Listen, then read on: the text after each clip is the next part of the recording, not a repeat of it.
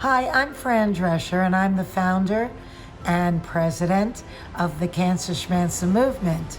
And I'm very happy to be the presenter for Global Goal number 3, 2021 Flourish Award. Why?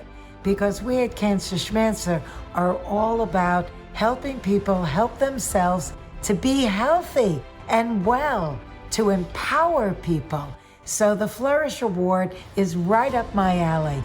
And this year's 2021 Flourish Award goes to Pasha Soap. Congratulations.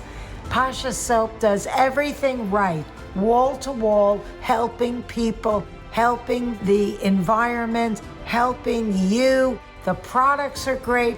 The people that make it benefit. The environment doesn't get compromised.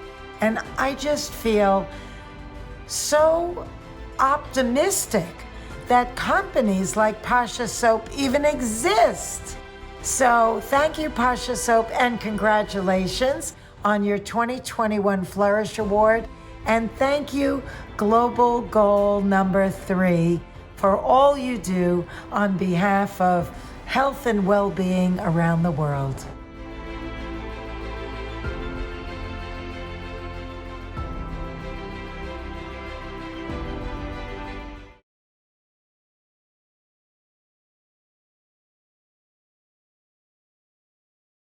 Hi, I'm Megan Buchter. I'm the director of the Fowler Center for Business as an Agent of World Benefit at Case Western Reserve University. At the Fowler Center, we run a program called Aim2Flourish that strives to teach students around the world about the UN Global Goals and businesses' role in helping to achieve them. As part of the program, students seek out and interview business leaders and social entrepreneurs about their companies and business innovations that are striving to help achieve the world's biggest challenges. Another part of this program is that we award the annual Flourish Prizes. We award these prizes to our Aim2Flourish stories that are published during the previous calendar year. And after a selection process, we end up with 17 honorees, one for each of the 17 UN Global Goals. And so today I have the honor of being here with our honoree team for Global Goal number 3, Good Health and Wellbeing.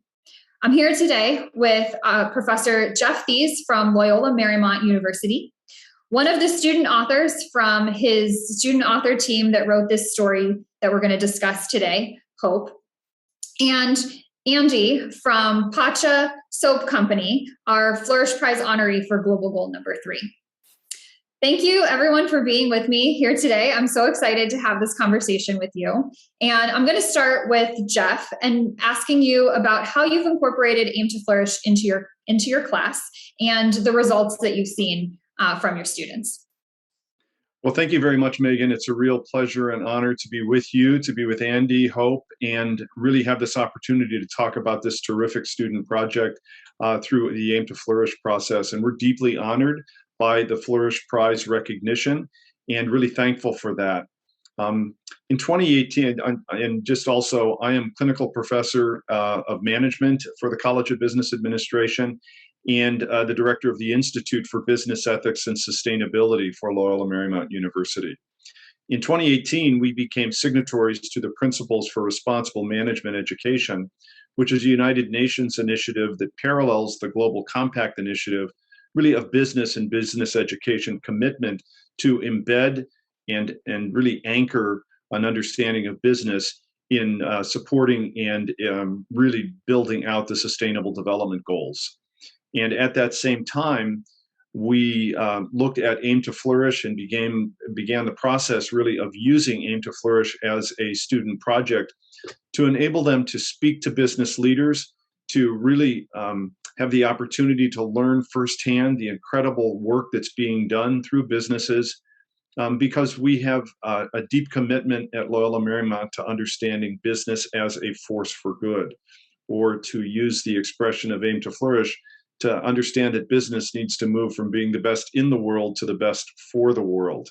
And so we really, really want to bring that into our classes. So I teach a capstone course called Business Ethics and Sustainability. And in that course, we assign the Aim2Flourish project, and student teams are formed. And in this case, Hope had 4 or 5 other colleagues that were part of this project team. And they were meant to identify a business, reach out to that business, and conduct an interview, really to highlight what the business is doing and to present that to the Aim2Flourish process. We do this in undergraduate classes, in graduate classes. We've actually used the Aim2Flourish platform as the beginning process in a program that the Institute for Business Ethics and Sustainability launched this year called the Promotion of Justice Challenge, where we ask student teams to identify businesses advancing social justice, tell the story of that through Aim2Flourish, and then create a video so that they can use the media arts to also tell that story. And we'll be showcasing those in the fall. So lots of ways that we deeply appreciate Aim2Flourish and are really honored, Andy, through your company's work, the profound innovation and real impact of your company and the way in which you've made that available to our students, and really have been recognized through this honor of the Flourish Prize. So thank you so much. Thank you, Jeff, for that wonderful introduction to how you've incorporated Aim2Flourish in your class. I've had the honor of speaking with you several times, and we've had the honor of celebrating your students' stories before. So I'm very appreciative of the time that you've given to this project, not only in your class, but also to have these conversations with me and us and with your students and our business leaders. It's really something. So thank you very much. Hope, I would love to ask you about your experience with the Aim2Flourish assignment. I know from talking to a lot of students, from having students, that sometimes when it's first assigned, it can be a little daunting. So I'd love to hear from you about, take us through the whole thing from when your professor assigned the story to getting the chance to interview with Andy.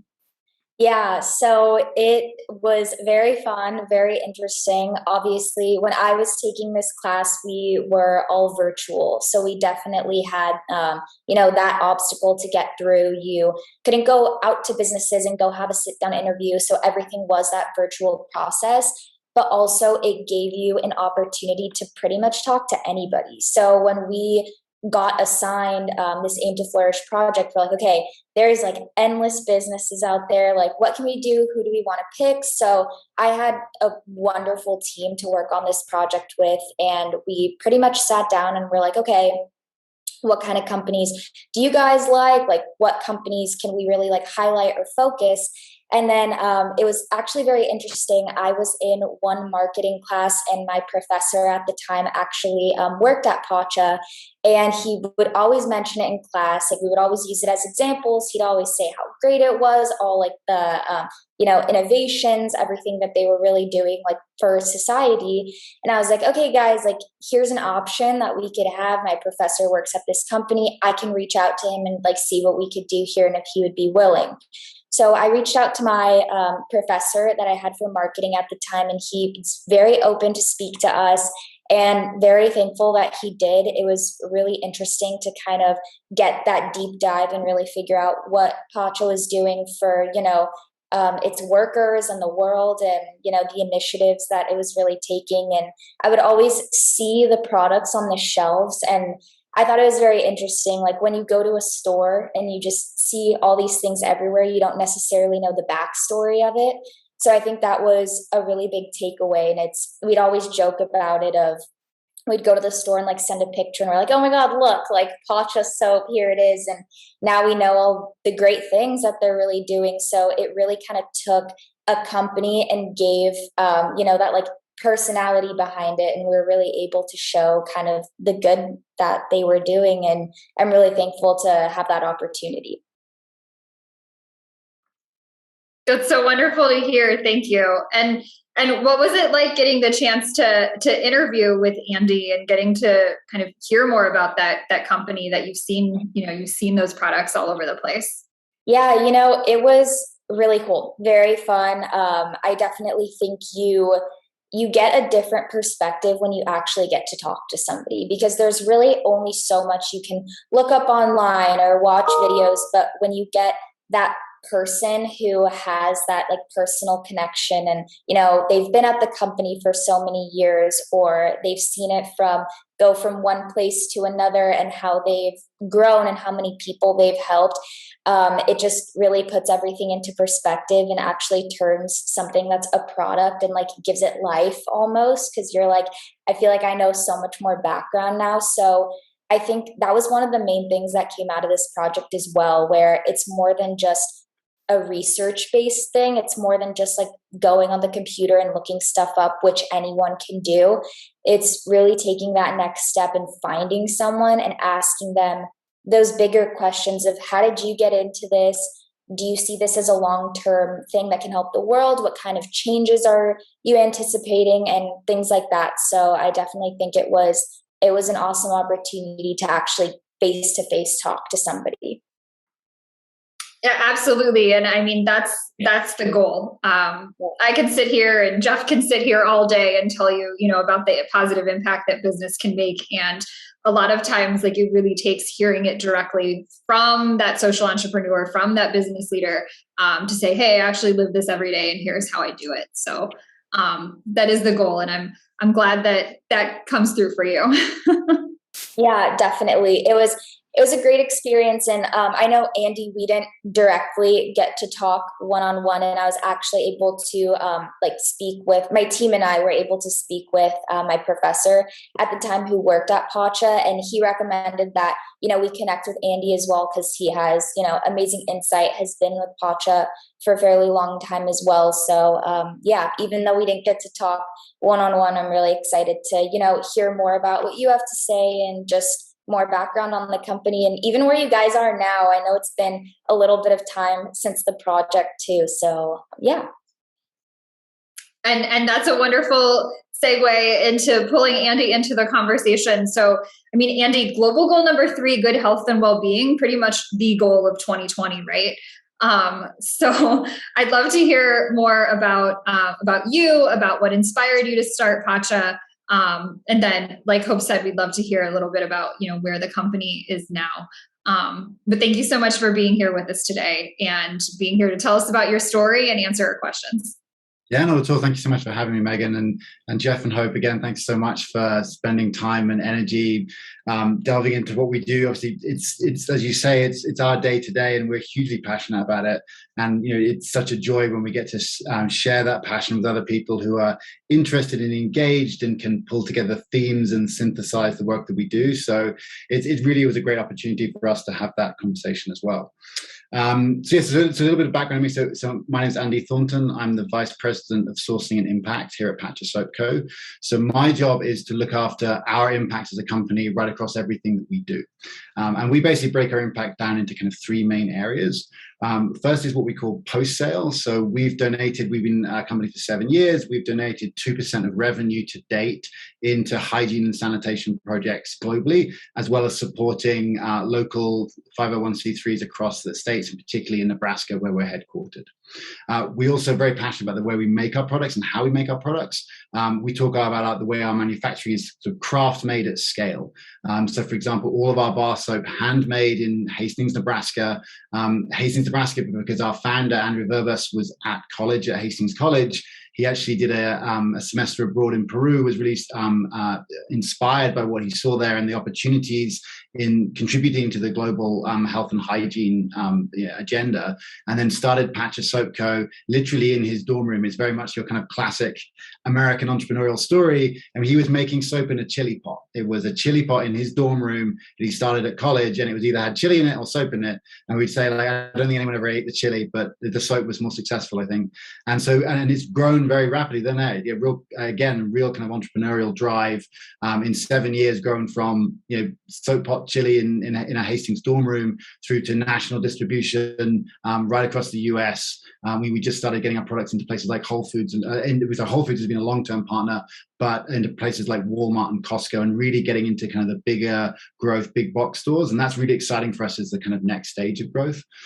So yes, in terms of the way we manufacture, that's a big part of our impact. But then I think the biggest part of our impact, and another thing that we're really proud of, is what we call our pre-sale. So it's how the ingredients and the way that we source our ingredients can have an impact in and around the world. And that really has been where we've been spending a lot of time recently. I'm pleased to announce that we have raised through USAID, USADF, and recently the Whole Planet Foundation about $1.5 million worth of grant funding into our supply chain that catalyzes us working with over 6,000 smallholder farmers in West Africa for vegetable oil access. So we've got to the scale now as a company where donations were very much at the beginning of what we were doing. And as we've grown and matured, we're like, look, actually, we can have, and we actually did the calculation on it, we can have a 10x impact by working on our supply chain on top of the way we do donations. So that was our real driver, and that's been our real focus. And we look at, basically, we take our ingredients, we go top to bottom of our biggest ingredients and say, right, how do we find the best sources for those ingredients, and where we can't instantly buy those ingredients and maybe in the way we'd like, we actively go out into the supply chain and build those relationships. And what I'm really excited about is where the power of a brand can come in to help catalyze real change in supply chains. To give you another example of that, we've been recently working in Somaliland in frankincense. So frankincense is a very challenging supply chain. There's a lot of opacity in it, and I think it's going to be something that's going to be coming out of the media a lot in the not too distant future. And we're actually working with great partners there around creating blockchain traceability for supply chains so that we know exactly where our frankincense comes from, down to the individual wadi in rural Somaliland. And my colleague David just came back from Somaliland about 2 weeks ago. So we're out in the field trying to create these partnerships that really drive change. And I think what's interesting, Megan, in terms of your framing at the beginning there, putting this around SDGs, that is very much one of the ways that we really think about the way that we want to show up in the world, and how as an actor and as a brand, we have the opportunity both through our products and through our supply chain to really be looking at system level change and working in partnership. And to that point, one of the things I'm also excited I think this might be the first public announcement of this other than on our blog, but with our frankincense work, we're actually partnering with Lush. So obviously Lush are a big, very well-known company. They very much share our ethical premises and their practices. And the way we want to work and the way people like Lush want to work is in a pre-competitive way. So rather than as businesses kind of being on top of each other, trying to create the coolest thing and individual things, actually what we need to do as businesses is work together to tackle systems level change in supply chains. And so we're really proud to be working with Lush specifically on the frankincense and blockchain track supply chain in that way.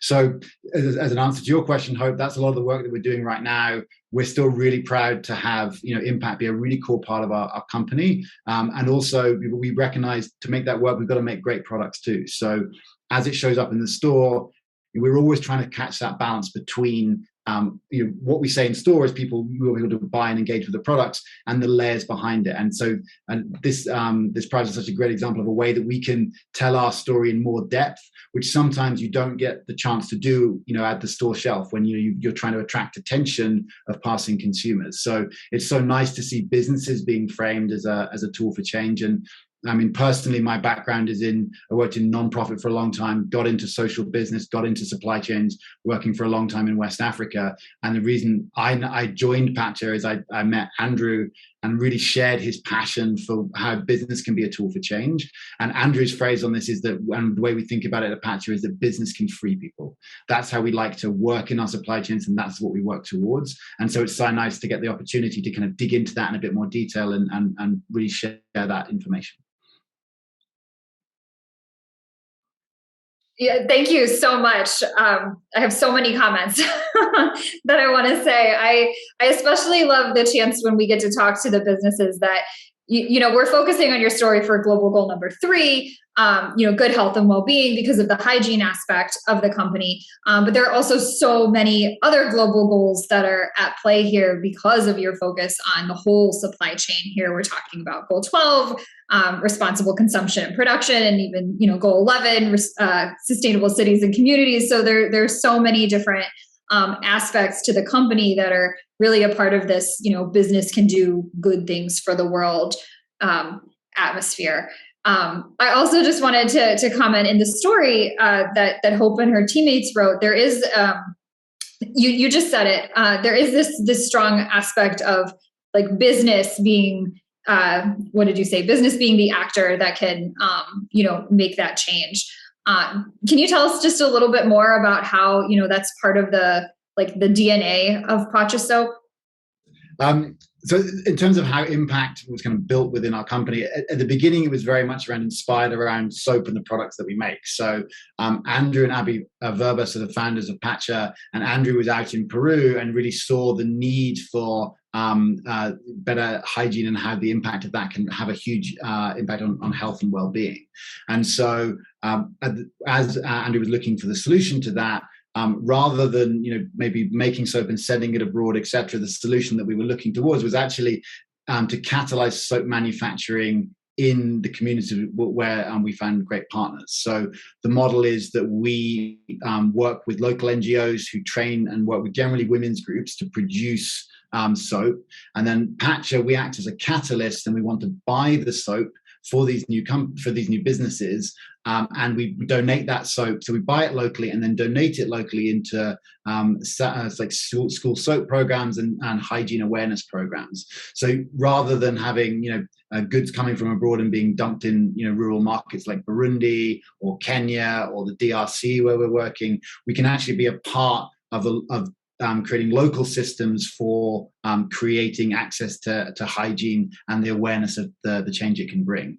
So that was how we kind of very much got going, and we still do that. We have great partners around the world, and we're really proud to be working them, particularly, obviously in the time of a pandemic when, hand hygiene and well-being is still such an important part of the global agenda. But more widely, that kind of approach of trying to be a catalyst is something that then we looked across our business. Where else can we be having impact? And as we scaled and as we know we've become a bigger force in our supply chains, that's where the kind of core mantra for us as business can free people and business can be a tool for change. We started looking at our own business operations and saying, look, where could we have a catalytic effect? And that particularly got us focusing on our supply chains, because again, there we can use the same principle. We can use our purchasing power, so the core operations of our business, in order to catalyze the growth of access to markets for smallholder farmers around the world, who actually are one of the biggest groups of underprivileged people globally.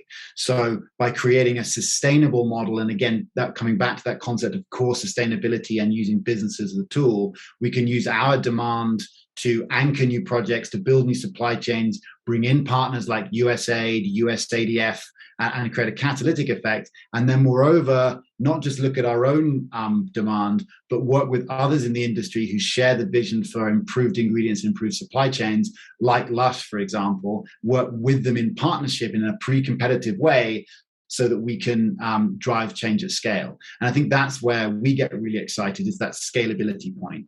And it's that using our own brand, our own supply chain, our own operations to, yes, get projects going that assist the growth of the impact that we have, but really to be that first one in catalytic partner that can then help our impact partners around the world, be it in supply chain or be it in health and hygiene, help them scale from there. And that's how we really try as a company to build larger and more sustainable change. It's just amazing.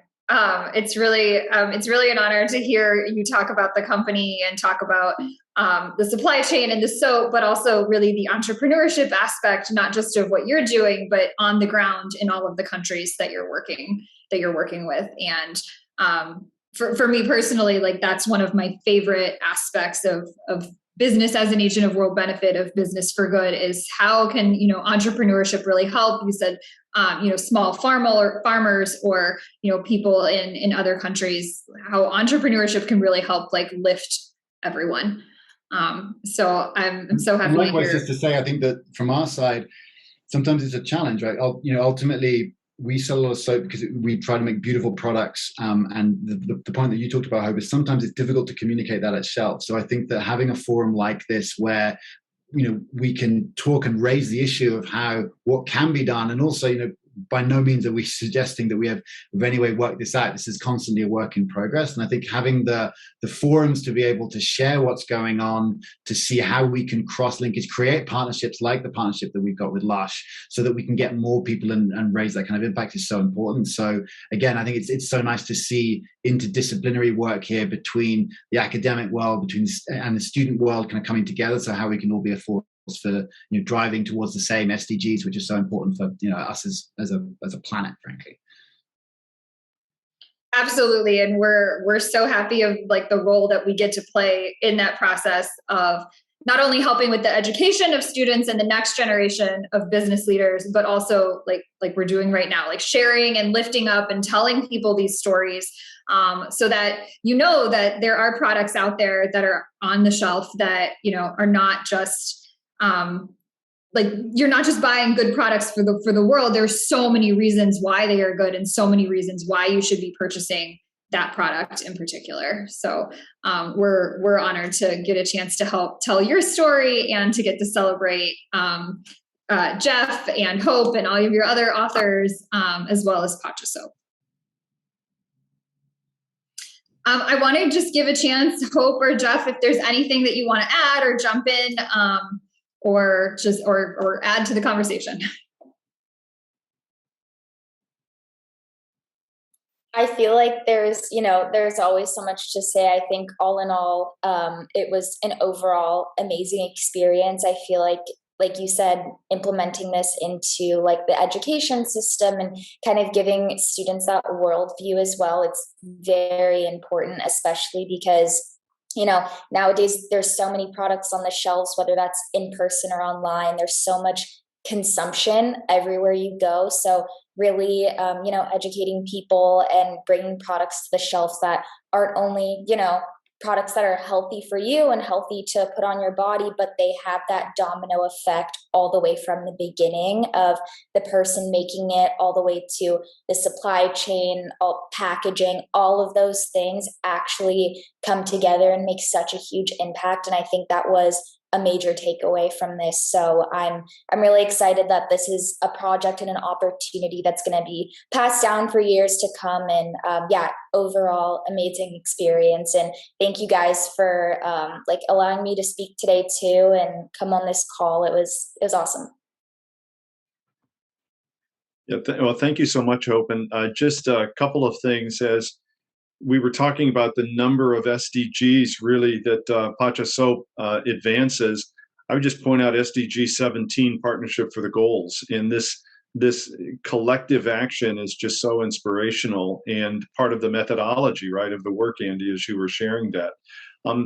The other thing just to highlight is the importance of leadership, and that being such a key dimension of this. So on the one hand, the students learn about the specific business and the details of that business, but they also see leaders inspired to make change and leaders doing the hard work of kind of working that process. And Andy, just like you said, this isn't complete and there's still so much to do, and it's an ongoing process of improvement and engagement, and is deeply inspired by the partnerships in the local communities that are so much a part of this. And that's a leadership commitment and really a vision of business management. So students really have the opportunity to really understand this on so many levels. And so I'd like to, again, just thank Andy and Pacha Soap and your team for being available and helping this be lifted up as a student experience and an opportunity to learn. Thank you to Hope and your classmates, teammates for doing this work. Sometimes when they get this assignment, it's like, oh gosh, this is going to be hard, and it fits into challenging times, but they stick with it and really tell great stories. And thank you, Megan, and for the opportunity and really the great honor of the Flourish Prize given to these students and to Pacha Soap. Thank you. Thank you, Hope and Jeff. I couldn't have said any of that better myself. And thank you, Andy, for being, that inspirational business leader and for, getting up every morning and doing this every day to really help and make the world a better place. And we just want to celebrate and lift up these stories so that more and more people know about them and know about these types of companies and can find, every which way to support them, create them, be a part of good change, good things for the world. So thank you so much to all of you for joining me here today. Our Flourish Prize honoree team for Global Goal number 3, good health and well-being. I think we're all hoping for a little bit more of that into this year and next year and into the future. So thank you, Professor Jeff Thies from Loyola Marymount University, one of our student authors, Hope, And Andy from Pachaso for joining us today and having this conversation. We look forward to continuing to celebrate with you. Thank you.